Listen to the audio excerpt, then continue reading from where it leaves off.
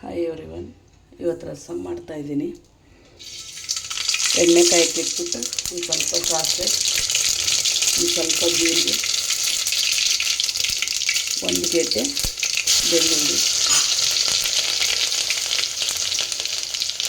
ಒಂದು ಸ್ವಲ್ಪ ಕರಿಬೇವು,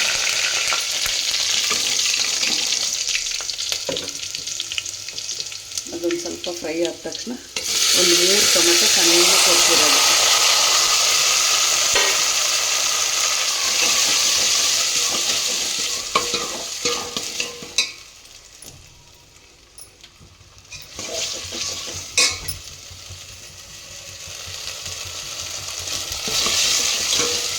ಅದೊಂದು ಸ್ವಲ್ಪ ಒಂದು 3 ರಿಂದ 4 ನಿಮಿಷ ಮೆತ್ತಗಾಗಕ್ಕೆ ಬಿಡೋಣ.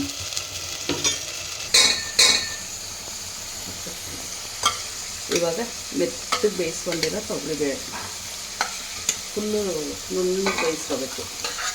ಅದೊಂದು ಸ್ವಲ್ಪ ಹಾಕೊಳ್ಳೋಣ. ಸ್ವಲ್ಪ ಒಂದು ನಿಂಬೆಹಣ್ಣು ಗಾತ್ರದ್ದು ಹುಣಸೆಹಣ್ಣು,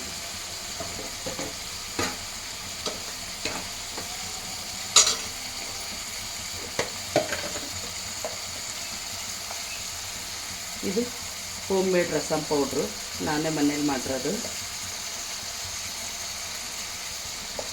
ಒಂದು 3 ಸ್ಪೂನ್ ಹಾಕ್ಕೊಳ್ಳೋಣ. ರಸಮ್ ಪುಡಿ, ಸಾಂಬಾರು ಪುಡಿ, bisi bele bath powder, dry fruits milk mix powder ಬೇಕು ಅಂದರೆ ಸ್ಕ್ರೀನ್ ಬರ್ತಿರೋ ನಂಬರ್ಗೆ ಕಾಂಟ್ಯಾಕ್ಟ್ ಮಾಡಿ. ಸ್ವಲ್ಪ ರುಚಿಗೆ ತಕ್ಕಷ್ಟು ಉಪ್ಪು,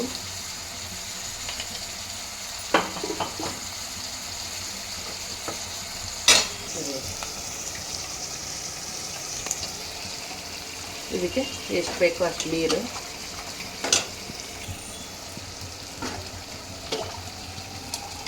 ಇವಾಗ ಇನ್ನೂ ಸ್ವಲ್ಪ ನೀರು ಹಾಕೋತಾ ಇದ್ದೀನಿ. ಇದೊಂಚೂರು ಚೆನ್ನಾಗಿ ಕುದೀಲಿ. ಸಾಂಬಾರು ಪುಡಿ, ರಸಮ್ ಪುಡಿಗೆಲ್ಲ ಆರ್ಟಿಫಿಷಿಯಲ್ ಕಲರ್ ಆಗಲಿ ಕೆಮಿಕಲ್ಸ್ ಆಗಲಿ ಏನು ಮಿಕ್ಸ್ ಮಾಡಿರಲ್ಲ.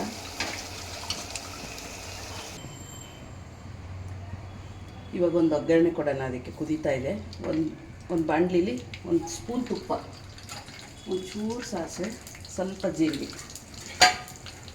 2 ಒಣಮೆಣಸಿಕಾಯಿ, ಒಂದು 4-5 ಕರಿಬೇವು, ಹಾಗೆ ಹಾಕಿದ್ದಲ್ಲ ಅದಕ್ಕೆ ಸ್ವಲ್ಪ ಒಂಚೂರು ಒಂದು ಅರ್ಧ ಸ್ಪೂನಷ್ಟು ಹಿಂಗು ಹಾಕ್ಕೊಂಡು ಆಫ್ ಮಾಡ್ಕೊಬಿಡೋಣ. ಇವಾಗ ಸಾಕಾಗಿ ಕುದೀತಾ ಇದೆ. ಹಾಕೊಳ್ಳೋಣ.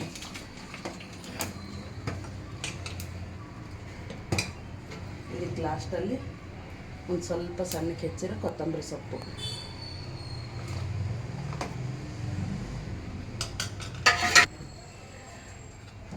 ಇವಾಗ ರಸಮ್ ರೆಡಿಯಾಗಿದೆ. ಆಫ್ ಮಾಡ್ಕೊಳ್ತೀನಿ. ರಸಮ್ ರೆಡಿಯಾಗಿದೆ. ನನ್ನ ವಿಡಿಯೋ ಇಷ್ಟ ಆಗಿದ್ದರೆ ಸಬ್ಸ್ಕ್ರೈಬ್ ಮಾಡಿ, ಫಾಲೋ ಮಾಡಿ.